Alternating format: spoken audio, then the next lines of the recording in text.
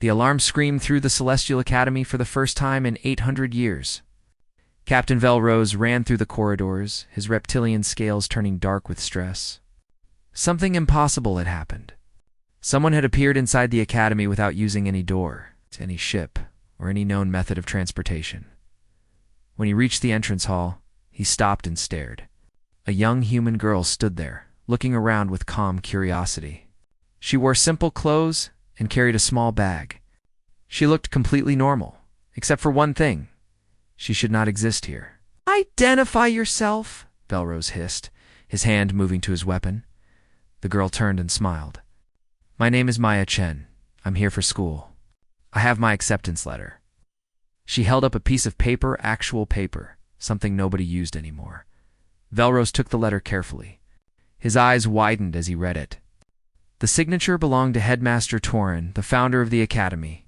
But Torin had been dead for 600 years. "This is impossible," Velrose whispered. "How did you get inside?" "Our security systems can't be bypassed. We exist in folded space. No ship can reach us without authorization." Maya shrugged. "I just arrived. One moment I was home, the next moment I was here. I don't really understand it myself." Velrose activated his communication device. "Security alert.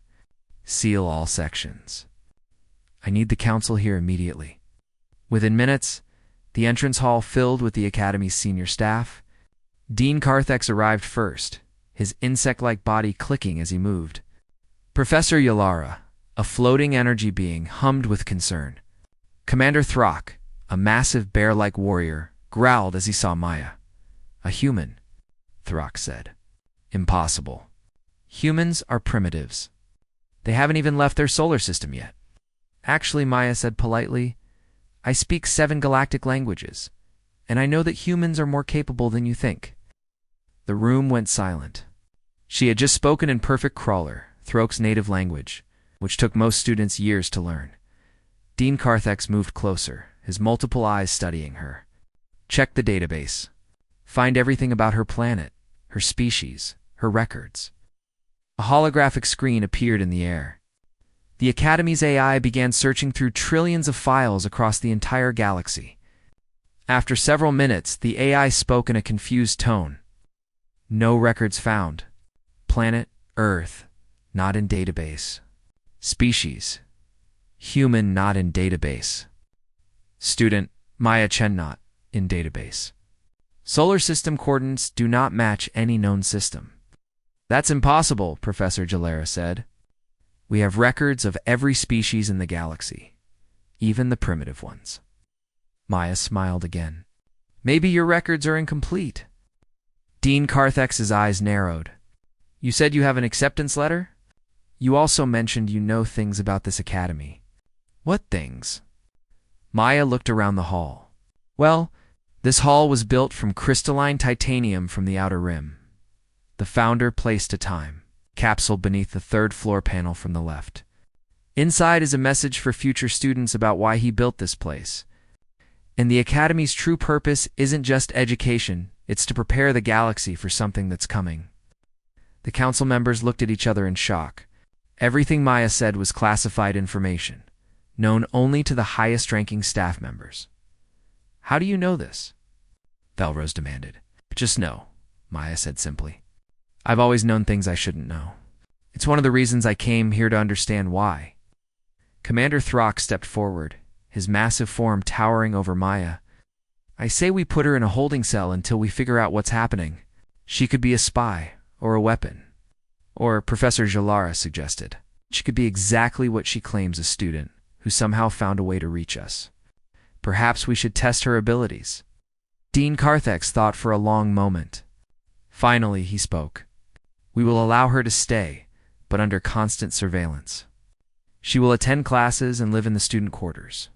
Captain Velrose, assign your best security team to watch her at all times. If she does anything suspicious, arrest her immediately." Maya nodded. "Thank you, Dean Carthex. I promise I'm only here to learn." "We shall see," Carthex said coldly. A small, moth-like alien stepped forward nervously. She had pale wings and large, gentle eyes. I can show her to the student quarters. My name is Tix. I'm a second-year student. Very well, Karthik said. Maya Chen, you are now a probationary student of the Celestial Academy. Do not make me regret this decision. As Tix led Maya through the corridors, the small alien whispered, "Everyone's scared of you. Nobody has ever bypassed the Academy's security before." I didn't mean to scare anyone, Maya said. I just want to understand what's happening to me. They walked past groups of alien students who stopped and stared. Maya saw beings of every shape and size, creatures with tentacles. Others made of living crystal, some that floated, others that crawled. The diversity was beautiful. The Academy is the best school in the galaxy, Tix explained. Only the smartest, strongest, and most talented students get accepted. Most of them are from rich or powerful families. They don't like outsiders. Are you an outsider too? Maya asked. Tix's wings drooped. Yes. My species is considered weak and unimportant. I only got in because I'm good with technology. But the other students, they're not kind.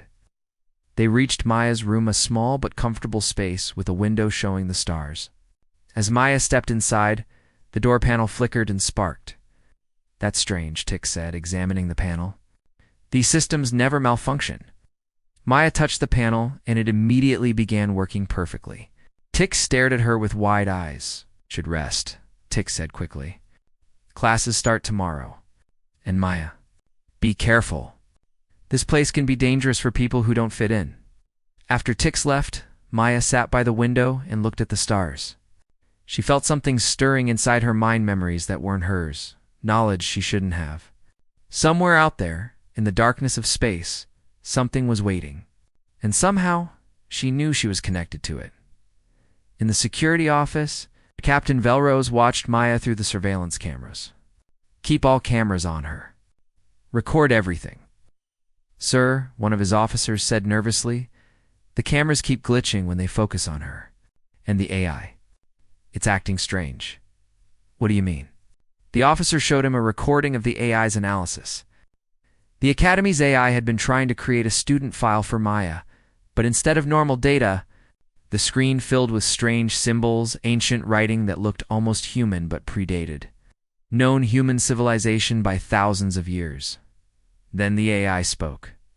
Its voice filled with something that sounded like reverence. Administrator recognized.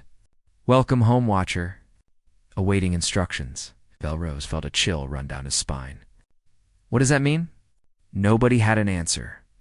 Far above the Academy, in the darkness of space, 3 black ships appeared silently. They had no markings, no identification codes. Inside the lead ship, a figure watched the Academy on a holographic display. The Watcher has awakened, the figure said. Prepare the adjudicators. She must be eliminated before she remembers everything. The ships moved into position. Waiting. Maya Chen had arrived at the galaxy's finest school. But she had also triggered something ancient and dangerous. The question wasn't just who she was what she would become. And whether the galaxy was ready for the answer. Maya's first day of classes began with whispers and stares. Every student in the Academy had heard about the mysterious human who appeared from nowhere.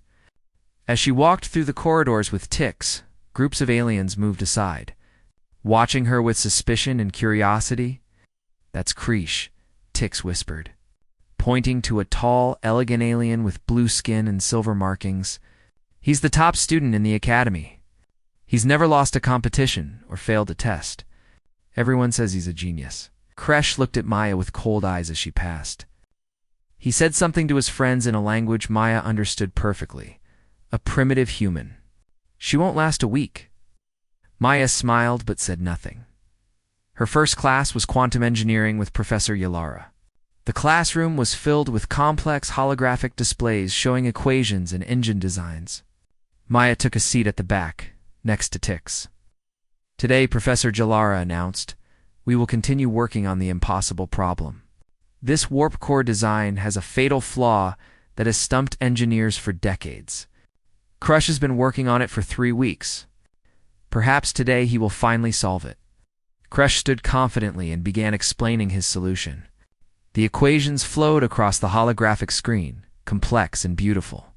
But Maya could see the mistake immediately, a simple error in the quantum field calculations that everyone had missed. "That won't work," Maya said quietly. The entire class turned to look at her. Professor Yalara's energy form brightened with interest. "And why not Miss Chen?" Maya stood and walked to the holographic display. "The quantum field is collapsing because the calculations assume a stable dimension. But warp cores don't exist in stable dimensions. They create temporary dimensional pockets. If you adjust the field harmonics here and here," she touched the hologram, "changing the equations, ... and reverse the polarity of the containment field, the system stabilizes." The hologram recalculated. Every screen in the room turned green. A perfect solution. Professor Jalara hummed with amazement. "In 3 minutes, you solved a problem that has challenged this academy for decades. How did you know?" Maya looked confused. "I just saw the answer. It seemed obvious." Kresh's face turned darker blue with anger and embarrassment. He sat down without saying a word, but Maya could feel his hatred burning across the room. The next class was Combat Simulation with Commander Throck. The students entered a massive arena where holographic enemies appeared for training. Throck announced that students would fight each other to demonstrate their skills. Maya Chen Throck growled with an unpleasant smile. "You will fight Grath," students gasped. Grath was a Crowler warrior, the same species as Throck. Crowlers were born fighters, thick armor-like skin and incredible strength. Grath was twice Maya's size and had never lost a combat simulation. "This isn't fair," Tix whispered. "He'll hurt you." Maya stepped into the arena. Grath laughed, a deep rumbling sound. "I'll try not to break you too badly, little human." Simulation began. Grath charged forward with incredible speed, his massive fists swinging. But Maya moved like water, flowing around his attacks. She didn't move like someone who had learned to fight. She moved like someone who had fought for lifetimes. Grath became frustrated and angry.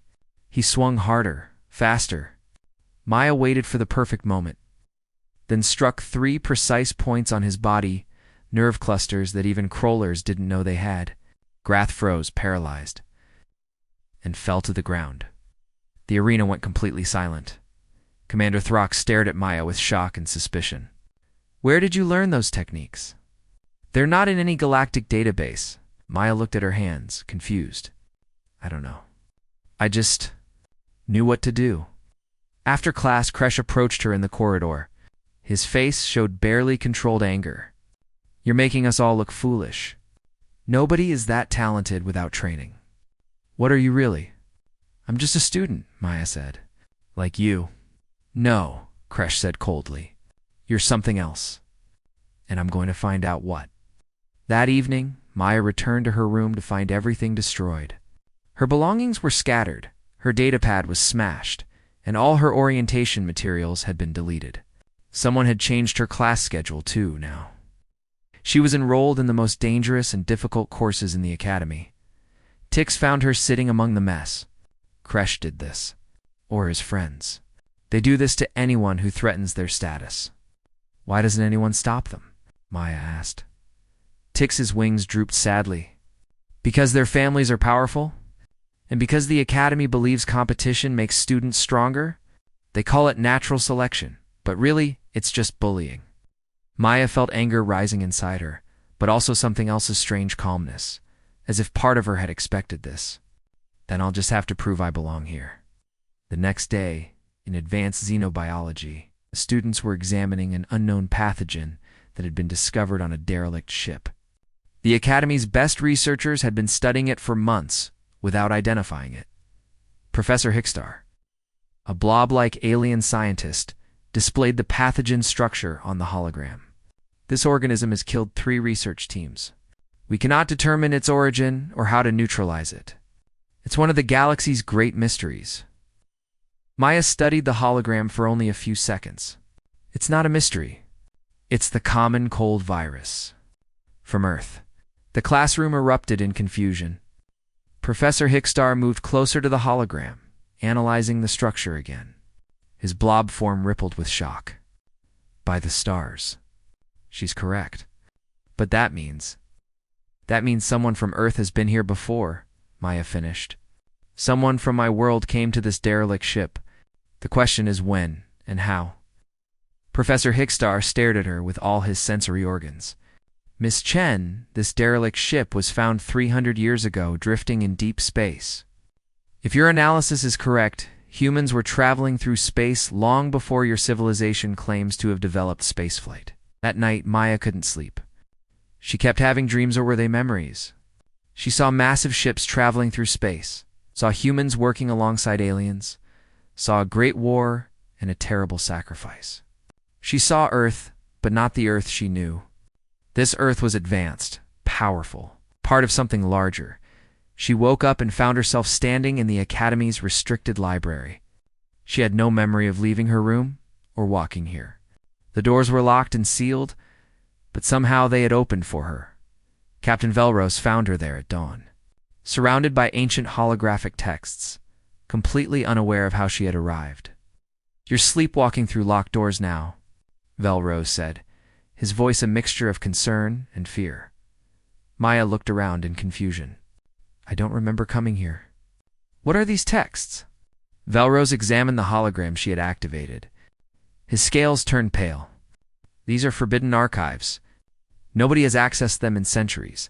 They're written in languages nobody can read anymore." He looked at one text more closely.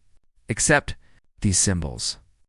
They look almost like human writing, but ancient. Older than your civilization." Before Maya could respond, alarms blared through the Academy. The AI's voice echoed everywhere. "Emergency. Hull breach detected. All students to evacuation stations." Maya and Velrose ran to the main deck. A field trip ship had been sabotaged and was now tumbling through space toward an asteroid field. 20 students were aboard, including Kresh and several of his friends.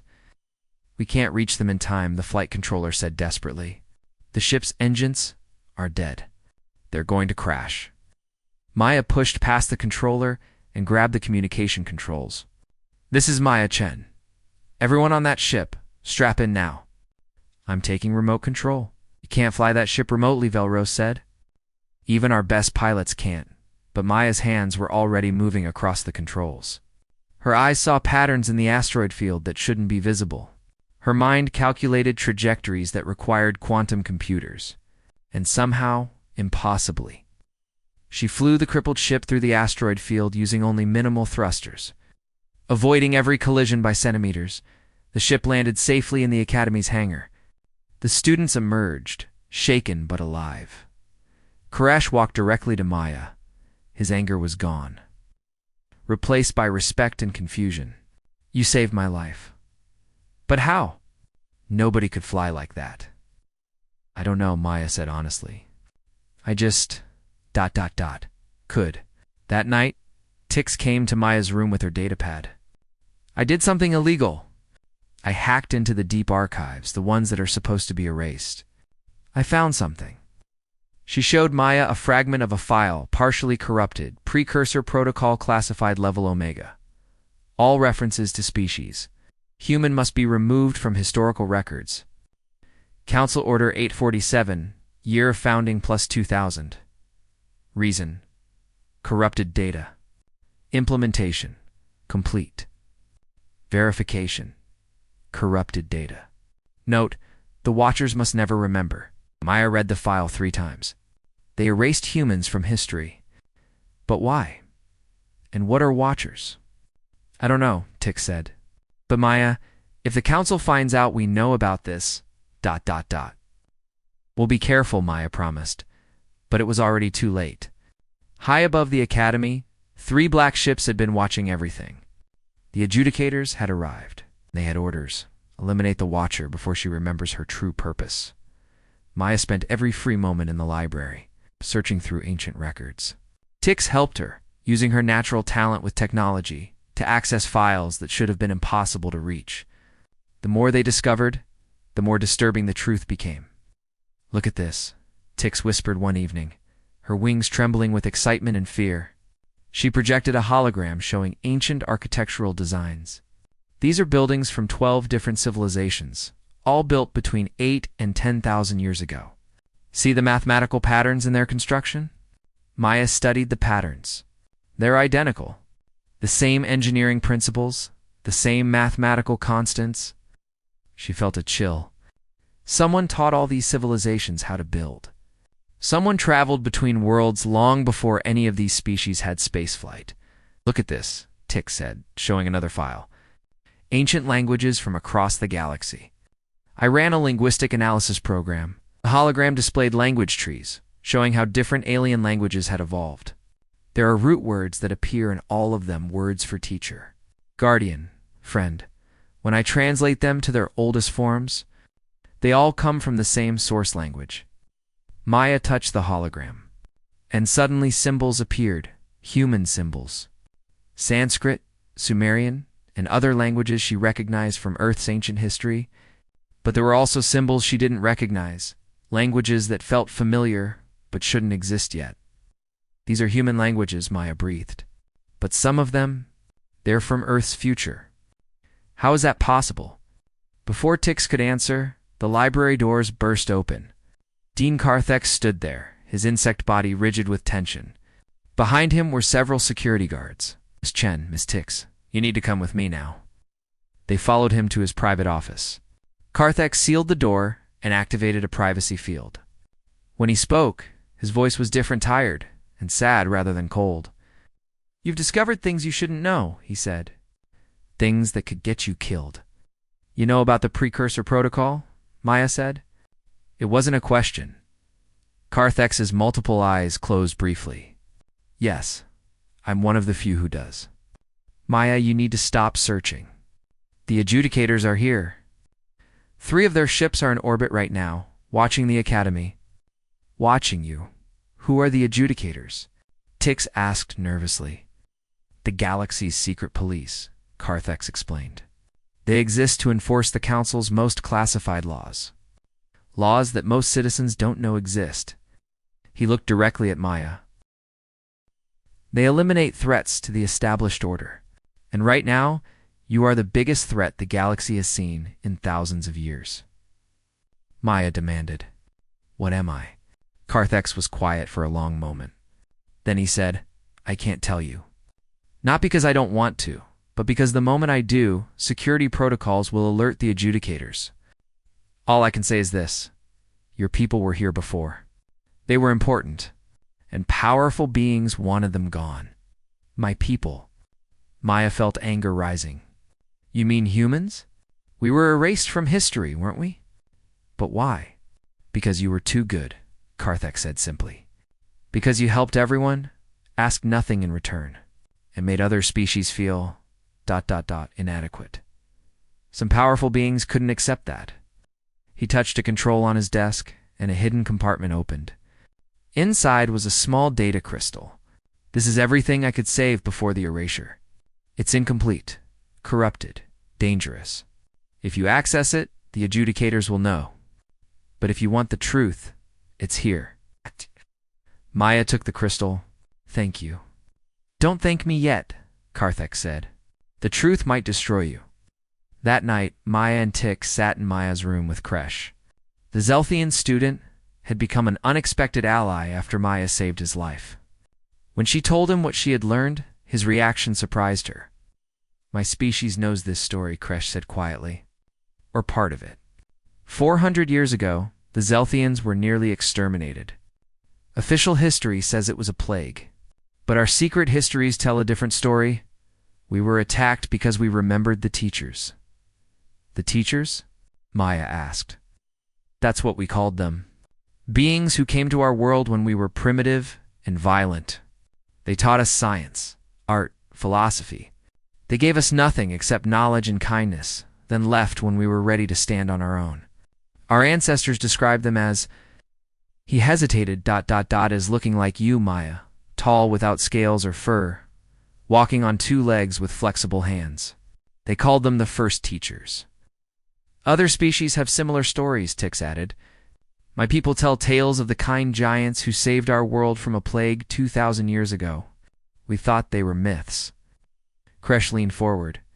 After the attack on my people, our leaders decided to forget the teachers. They thought remembering was too dangerous. But some of us kept the stories alive in secret.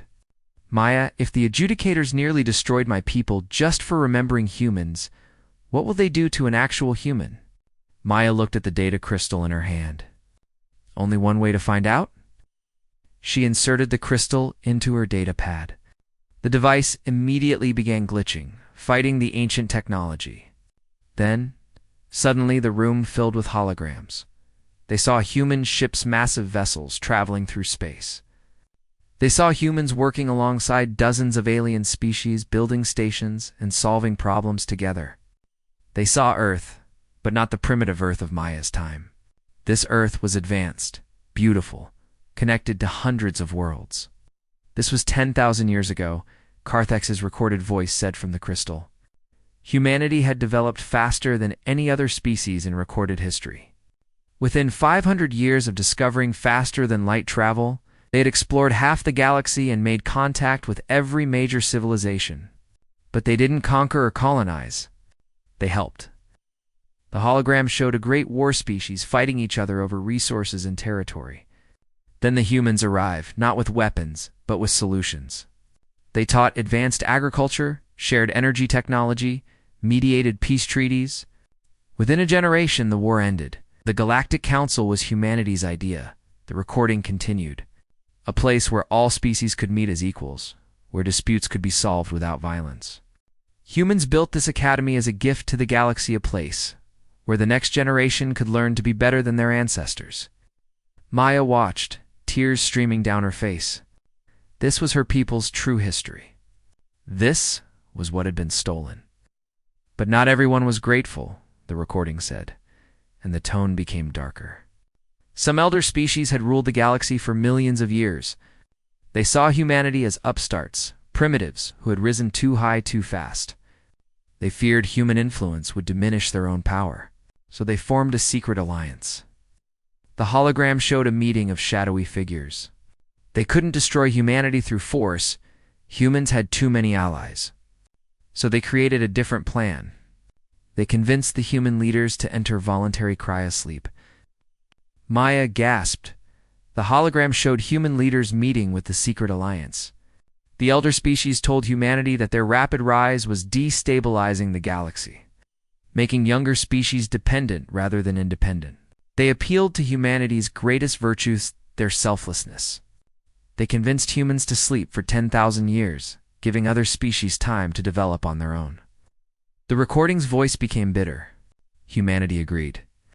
They built massive arc ships and entered cryosleep, trusting that they would wake to a galaxy of strong, independent species ready to meet them as equals. But the moment they slept, the elder species began the erasure. They removed all records of humanity from the databases, destroyed human artifacts, rewrote history.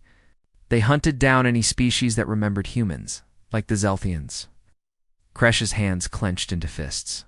They lied to humanity, then stabbed them in the back while they slept. But they couldn't erase everything, the recording continued.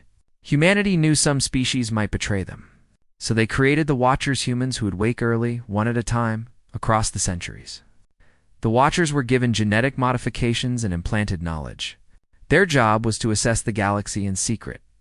If the galaxy had truly matured and was ready for humanity's return, the Watchers would send a signal to wake the Ark ships. If not, the recording paused. If not, the Watchers would keep humanity sleeping until the time was right. Maya felt everything click into place. I'm a Watcher, yes, the recording confirmed. And you've already passed the first test. You've found allies from other species who are brave enough to seek the truth. Kresh, Tix, Dean Carthex, and others have proven that not everyone in this galaxy is corrupt. Suddenly, alarms blared throughout the academy. Captain Velros's voice echoed through the speakers. Code Black. Hostile forces approaching. All students to emergency shelters. Maya, Kresh, and Tix ran to the window. 3 black ships were descending from orbit, and smaller attack craft were launching toward the academy. The adjudicators, Kresh said. They know you've accessed the crystal. The academy shook as energy weapons hit the shields. Velros's voice came again. All combat-trained students report to defensive stations. This is not a drill. Maya felt something awakening inside her knowledge, flooding through her neural implants. Combat training that spanned lifetimes? Understanding of the Academy's systems that no student should possess. The Academy is more than a school, she said, her voice different now, more confident. It's a fortress.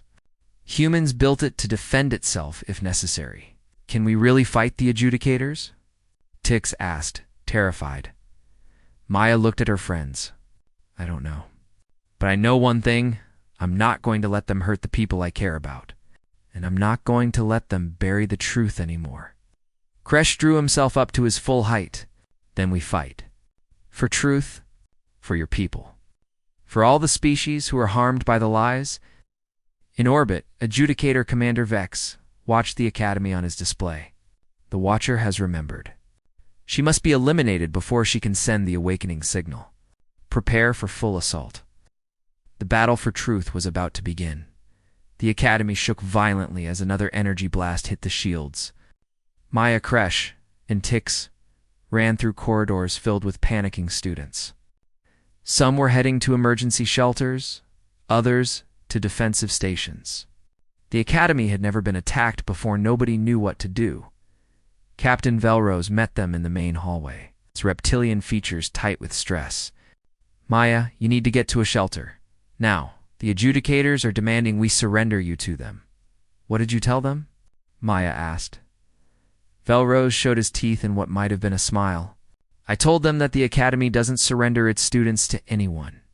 But our shields won't hold forever. They have 3 warships, and we have... A school dean Carthex appeared, running despite his insect body not being built for speed. The council is demanding I hand Maya over. They say she's a threat to galactic stability. You going to do it? Kresh asked, moving protectively closer to Maya. Carthex's multiple eyes focused on Maya. No.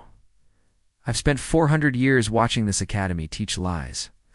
I'm done being complicit. He touched a control panel on the wall. Maya, you need to get to the core. The core. Maya felt knowledge flooding into her mind from her implants. The Academy's central AI chamber. But that's restricted. Nobody's been there in centuries, 'cause it's been waiting, Carthex said. Waiting for someone like you? The Academy was built by your people, Maya. Only a human can fully access its systems. If we're going to survive this, you need to reach the core and activate the Academy's full capabilities. Another explosion rocked the building. Somewhere above them, students were screaming. The shields were failing. Commander Throck appeared, carrying weapons. Despite his earlier hostility toward Maya, his expression was determined. I'll escort them to the core. The rest of you, organize the defenses. I'm coming too, Professor Yalara said, her energy form pulsing with determination. Maya may need help. They ran through maintenance corridors that most students didn't know existed. Tix's wings fluttered nervously as she kept pace. Maya, what if the core doesn't accept you? What if this is all wrong? Then we improvise, Maya said. But inside, she was terrified. The knowledge in her head told her she was a watcher. But she still felt like just a confused, 17-year-old girl. They reached a massive door sealed with locks that predated modern galactic technology. Human symbols were carved into the metal symbols that glowed as Maya approached. How do I open it? Maya asked. You tell me, Throck said. You're the human. Maya placed her hand on the door. She felt something inside her, not the implanted knowledge, but something deeper. A connection. Open, she said in a language she didn't consciously know. The door responded immediately. Ancient mechanisms grinding to life. It swung open, revealing a chamber that made everyone gasp. The core was beautiful. Crystalline structures formed a vast sphere, pulsing with soft light. In the center floated a holographic interface that looked like a miniature galaxy. As Maya stepped forward, the lights brightened, and a voice spoke, not the Academy's normal AI, but something older and warmer. It has been 3,247 years since a human has entered this chamber. Maya felt tears on her face. Who are you? I am the Academy's original AI, created by your people to guide and protect this place. I have been in hibernation mode, maintaining only basic functions while I waited for you. Can you help us? The adjudicators are attacking. They want to kill me. I can do more than help, the AI said. I can show you the complete truth. But be warned, once you know everything, you cannot unknow it. And the choice you must make will determine the fate of your entire species. Maya looked back at her friends. Kresh nodded encouragingly. Tix gave her a brave smile despite her fear.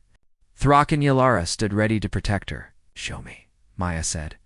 The chamber exploded with light. Holographic images surrounded Maya, downloading directly into her neural implants. She saw everything. She saw humanity's rise, how they'd gone from a single planet to a galactic civilization in just 5 centuries. She saw the wars they'd ended, the plagues they'd cured, the bridges they'd built between species. She saw the true founding of the Galactic Council, with human diplomats working tirelessly to create a government where every species had an equal voice. Then she saw the betrayal. 5 elder species, the Zerothians, Kelphans, Vexstar, Herdan, and Pelquin, met in secret. They were species that had dominated the galaxy for millions of years, and they saw humanity as a threat to their ancient power structures. They couldn't let humanity continue, the AI explained. Not because humans were evil, but because they were good. Every world that humans helped became independent and confident. Every problem humans solved proved that cooperation worked better than domination. The elder species' influence was fading, and they couldn't accept it. Maya watched as the elder species approached human leaders with their proposal. Enter voluntary cryosleep for 10,000 years. Give the younger species time to develop without your help. Prove that you trust the galaxy's future without needing to control it. The human leaders debated. Some were suspicious, but others saw wisdom in the proposal. Maybe we have been helping too much, one leader said. Maybe other species need to find their own way, make their own mistakes, discover their own solutions. In the end, humanity's greatest strength became their weakness, their selflessness. They agreed to sleep, trusting the elder species to be honest. Maya watched as millions of humans entered the Ark ships. Massive vessels hidden throughout the galaxy. They went to sleep with hope, believing they would wake to a galaxy of strong, mature species ready to welcome them back. Then the erasure began. The elder species deleted records, destroyed artifacts, and hunted down anyone who remembered. The adjudicators were created supposedly to maintain galactic law, but really to enforce the silence. They killed millions, Maya whispered. Watching the holographic records of attacks on the Zelthians and other species who refused to forget. Yes, the AI said sadly. But they couldn't kill everyone. Some species hid their memories in myths and stories. Some individuals, like Dean Carthex, discovered fragments of truth and kept them secret. And of course, they couldn't find all the human Ark ships. Most remain hidden, undiscovered. And the Watchers? Maya asked. Your people knew betrayal was possible, so they created insurance. Every few centuries, one Watcher wakes on a different world. You were genetically modified before birth, given accelerated learning, enhanced intuition, and neural implants containing human knowledge. Your job was to assess the galaxy. Are the species mature enough to meet humanity as equals? Are they ready for the truth? The AI's voice became intense.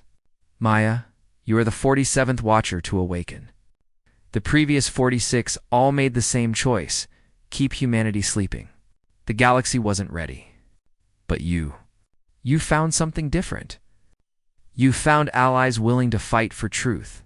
The question is, what will you do? Before Maya could answer, the Academy shook violently. Alarms screamed.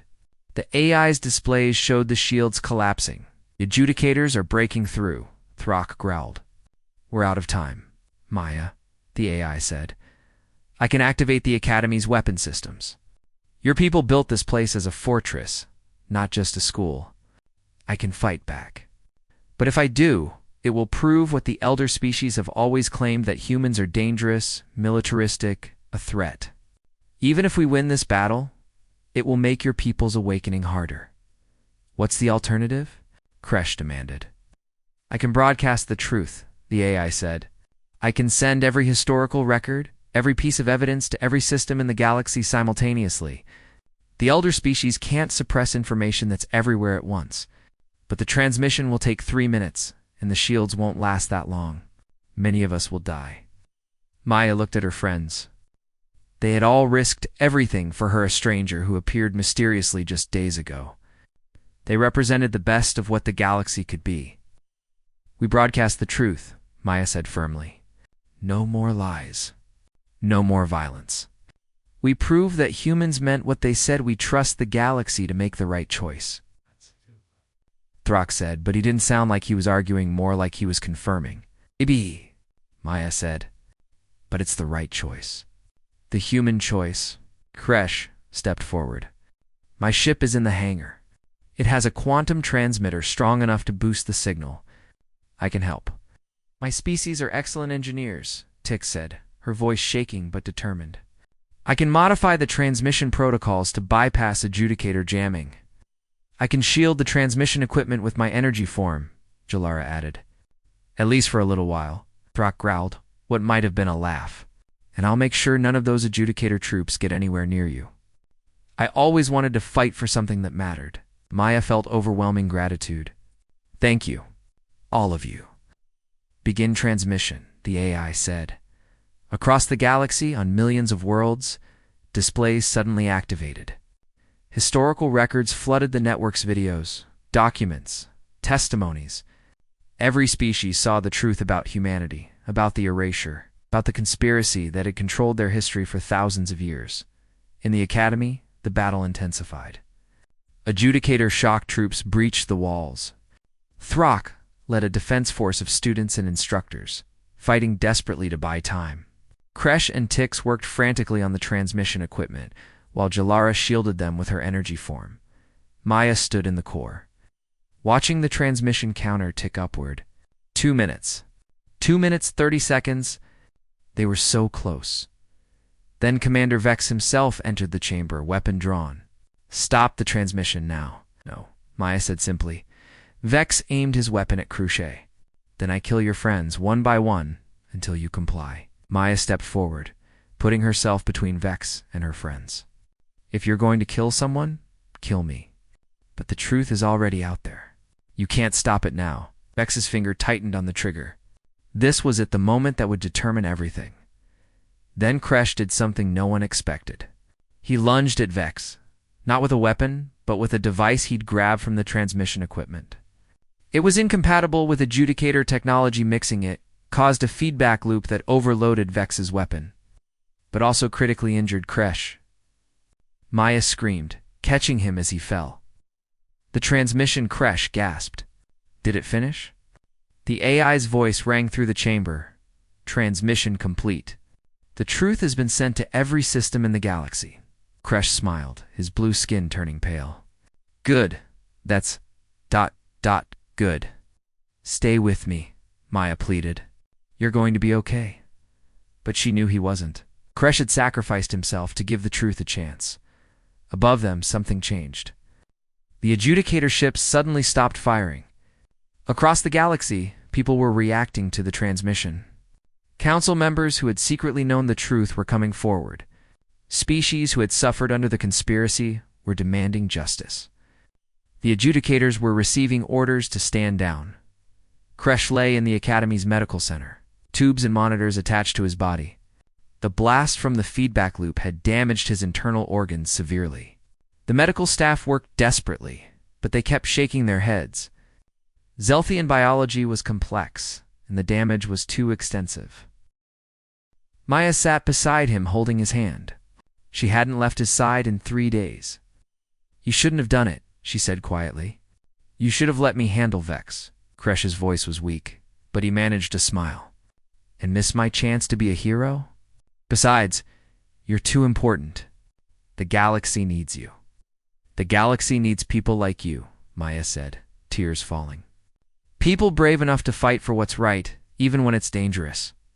Through the window, they could see the chaos unfolding across the galaxy. The transmission had worked maybe too well. Every major news network was broadcasting the truth about humanity, the erasure, and the conspiracy. Governments were falling. The 5 elder species who had orchestrated the betrayal were facing massive protests and calls for prosecution. The Galactic Council had convened an emergency session. Council members who had been part of the conspiracy were being arrested. New leaders were emerging, people who demanded accountability and transparency. The galaxy was in upheaval, but it was an upheaval toward justice. Dean Carthex entered the medical center. "Maya, the council wants to speak with you. They're offering to make you humanity's official ambassador. They want you to wake your people." "I'm not leaving Kresh," Maya said firmly. "Actually," Kresh said with effort, "you should go. This is important." "You're important?" Maya insisted. Kresh squeezed her hand weakly. "I'm dying, Maya. We both know it. But before I go, I need to know that my sacrifice meant something. I need to know that the galaxy will be better. So please, go talk to the council. Make sure they do the right thing." Maya wanted to argue, but she saw the determination in his eyes. "Okay, but I'll be back soon. I'll wait," Kresh promised.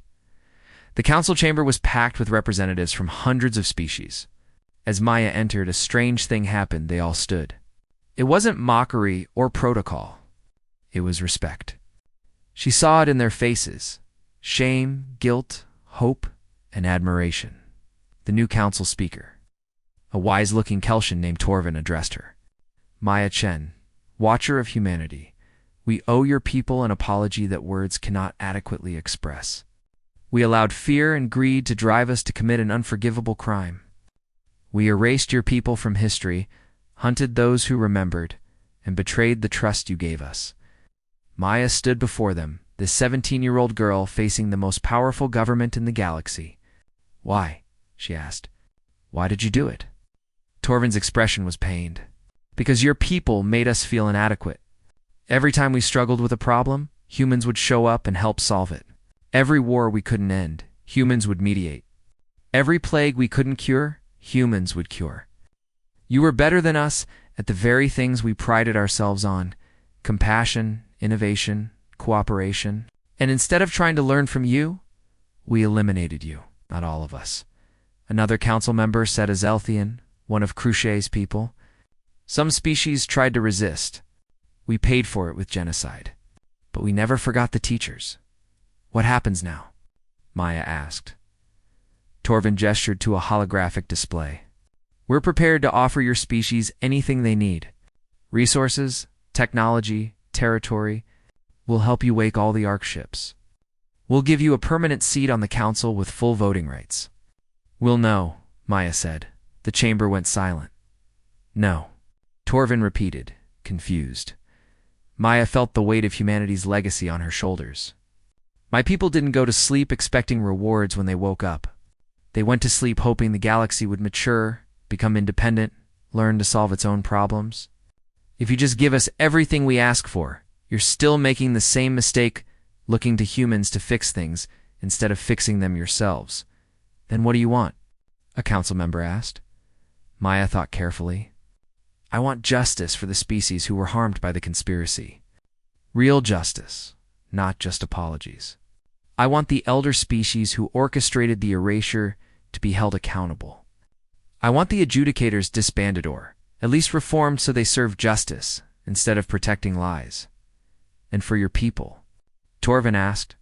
Maya felt knowledge flooding from her implants, the locations of 7 ARC ships, including the one containing her original colony. "I want the galaxy to prove it's ready, not with words, but with actions. Show me that you've learned. Show me that you can build a society based on truth and cooperation. Show me that when humanity wakes up, they'll find the mature, honest galaxy they hoped for. And if we fail?" Torvin asked. "Then humanity keeps sleeping," Maya said simply. "We'll wait another 1,000 years if necessary. We're patient." A Krilla representative stood, his massive form imposing. "You're asking us to earn your trust. After what we did to you?" "Yes," Maya said. "Because that's what my people would do. We don't believe in revenge. We believe in redemption." The chamber erupted in debate. Some council members were inspired, others defensive, many ashamed. But Maya could see something changing, shift in how they saw themselves and their responsibilities. Tix found Maya after the session. That was incredibly brave. But Maya, are you sure? Your people have been asleep for thousands of years. Don't you want to wake them? Maya looked out at the stars. I do, more than anything. But I'm a watcher. My job isn't to wake humanity, it's to make sure they wake up to a galaxy worth waking up for. That takes time. Over the next weeks, changes rippled through the galaxy. The 5 elder species faced trials for their crimes. The adjudicators were reformed, with oversight councils including representatives from previously oppressed species. The council passed new transparency laws, making historical records public and accessible. Kresh's condition worsened. On a quiet evening, Maya sat with him one last time. His breathing was labored, his skin pale blue. Did we do it? He asked. Did we make a difference? Yes, Maya said, tears streaming. The galaxy is changing because of you. Because you were brave enough to stand up for what was right. Kresh smiled. Good, Maya. Promise me something. When your people wake up, tell them about Usab, the species who remembered them, who fought for them, who became their friends. Tell them the galaxy wasn't all bad. I promise, Maya whispered. Kresh closed his eyes peacefully. I'm glad I met you, Maya-chin. My whole life, I was told I had to be perfect, had to be the best. But you taught me something better, to be good. To stand for something that matters. He took one more breath, then was still. Maya cried for a long time. Tix and Commander Throck and Professor Yalara stayed with her. A family formed not by blood, but by shared struggle and sacrifice. 6 months passed. The galaxy continued to change, slowly but surely. Species who had been enemies began cooperating. The Academy reformed its culture, eliminating the toxic competition and replacing it with collaboration. Dean Carthex became the new council speaker, determined to build the honest government humanity had dreamed of. Maya stood in the Academy's observatory, looking at the stars. The AI's voice spoke softly beside her. You could wake your people now. The galaxy has made remarkable progress. It has, Maya agreed. But it's not ready yet. There's still too much inequality, too much corruption, too many old grudges. My people deserve better than inheriting someone else's problems. How long will you wait? The AI asked. Maya touched the console, looking at the countdown to the nearest ARC ship's scheduled awakening. 247 years. That's when the next ARC is programmed to wake automatically. I'll work to make sure the galaxy is ready by then. That's a long time to wait alone, the AI said gently. I won't be alone, Maya said. She looked around at the Academy, at her friends and allies. I have family here, and work to do. Tix found her in the observatory. The new students are arriving. Dean Carthex, Amin Council Speaker Carthex asked if you'd help orient them. Maya smiled. I'd love to. As they walked through the halls, Maya felt at peace. She was a watcher, humanity's guardian in a sleeping galaxy. But she was also a teacher, a friend, a bridge between past and future. Kresh had sacrificed himself to give truth a chance. The least she could do was honor that sacrifice by building the kind of galaxy humanity Ted always believed was possible in the main hall. She stood before the new students, dozens of species, all nervous and excited. Welcome to the Celestial Academy, Maya said. You're here because you want to learn, to grow, to become better than you are. That's the most important journey anyone can take. She thought of Kresh, a sacrifice, of Carthex's courage, of all the species who had fought to bring truth to light. You'll learn science and engineering here. You'll learn history and culture. But most importantly, you'll learn that the galaxy works best when we work together. When we trust each other. When we're brave enough to fight for what's right, even when it's hard. The students listened intently, and Maya saw hope in their eyes. Maybe the galaxy wasn't perfect yet. Maybe it would take centuries before humanity could wake safely. But every day it was getting better, and that was worth fighting for. That night, Maya accessed the quantum communicator in the core. She sent a message to the sleeping ARC ships. A message that would be stored until they woke. This is Watcher 47. Status report. The galaxy was broken, but it's healing. Species who forgot you are remembering. People who betrayed you are seeking redemption. I found friends here, allies who remind me why humanity believed in this galaxy's potential. We're not ready for you yet, but we will be. Sleep peacefully and dream of the day when you wake to a galaxy.